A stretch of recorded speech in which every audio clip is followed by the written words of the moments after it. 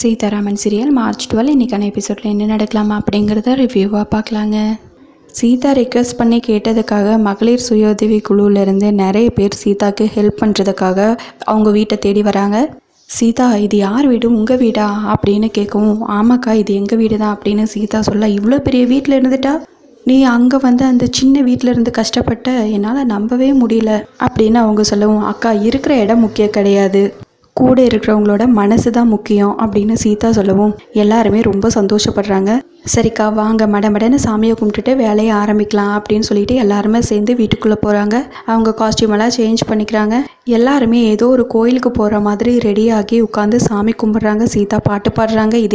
இது எல்லாத்தையும் பார்த்து நான்சியும் அர்ச்சனாவும், என்ன பண்ணுறாங்க இவங்க, ஒன்றுமே புரியலையே, என்ன இது காலங்கத்தால் எல்லாரையும் டிஸ்டர்ப் பண்ணுற மாதிரி இந்த மாதிரி பாட்டு பாடி சத்தம் போட்டுட்ருக்காங்க, இதை பார்க்கும்போது எனக்கு பயங்கரமாக டென்ஷன் ஆகுது அப்படின்னு நான்சி சொல்லவும், சாமி கும்பிட்றதுல என்ன தப்பு இருக்குது நான்சி, உங்களுக்கு பிடிக்கலன்னா விடுங்க அப்படின்னு சேது சொல்லவும், இந்த மகாலட்சுமி என் பேரில் 25% ஷேரை எழுதி கொடுத்துட்டாங்க, அதனால தான் இதெல்லாம் பார்க்க வேண்டியது இருக்குது, என்னால் முடியல, முதல்ல இதெல்லாம் ஸ்டாப் பண்ண சொல்லுங்கள் அப்படின்னு நான்சி சொல்லிகிட்ருக்க.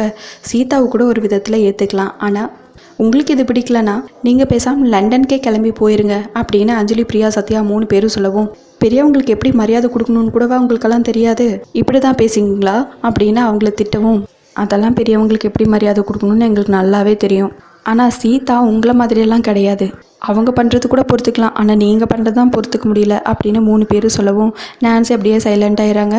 அர்ச்சனா, இவங்க வேறு ஏதோ பண்ணுறாங்க, இவங்களெல்லாம் பார்த்தா கோயிலுக்கு போகிற மாதிரியே தெரியல அப்படின்னு நான்சி சொல்ல, சரி ஒரு நிமிஷம் வெயிட் பண்ணுங்க அப்படின்னு சொல்லிட்டு அர்ச்சனாவும் நானும் கோயிலுக்கு வரேங்கிறாங்க.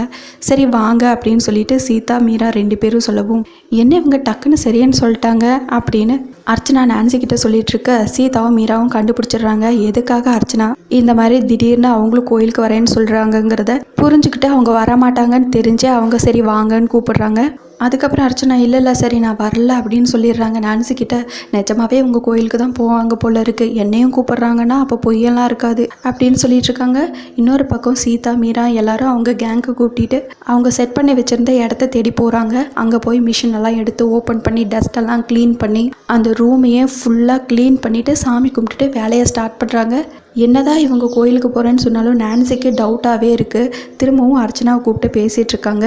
ஒருவேளை இந்த செல்வியை கேட்டால் தெரிய வரும் அப்படின்னு சொல்லிட்டு செல்வியை கூப்பிட்டு சீதா எங்கே போகிறாங்க அப்படின்னு கேட்கவும், செல்வி அப்படியே யோசிச்சுட்டே இருந்து, சீதாம்மா வேற சொல்லக்கூடாதுன்னு சொல்லியிருக்காங்க அப்படின்னு யோசிச்சுட்டு இருக்காங்க. செல்வி உன்னதான் கேட்குறோம் அப்படின்னு சொல்லவும், அவங்க கோயிலுக்கு போயிருக்காங்க அப்படின்னு சொல்ல, எந்த கோயிலுக்குங்கிறாங்க, அவங்களுக்கு பிடிச்ச கோயிலுக்குங்கிறாங்க செல்வி.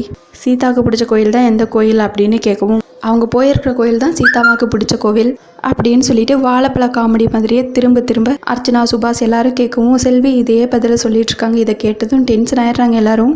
இன்னொரு பக்கம் சீதா அவங்க கேங்கோட வேலையை ஸ்டார்ட் பண்ணும்போது கரெக்டாக கரண்ட் கட் ஆயிடுது. ஜென்ரேட்டர் இருக்கான்னு கேட்டால் அதுவும் இல்லைங்கிறாங்க ஓனர். முத்தாரம்மா, இப்போ நாங்கள் என்ன தான் பண்ணுறது, ஒன்றுமே புரியலையே, நீ தான் எங்களுக்கு ஒரு நல்ல வழியாக காட்டணும் அப்படின்னு சாமி கும்பிட்டுருக்காங்க சீதா. அதோட எபிசோட முடிச்சிருக்காங்க. உங்களுக்கு இந்த வீடியோ பிடிச்சிருந்தா லைக் அண்ட் சப்ஸ்கிரைப் பண்ணி நம்ம சேனல் சப்போர்ட் பண்ணுங்கள். தேங்க்யூ.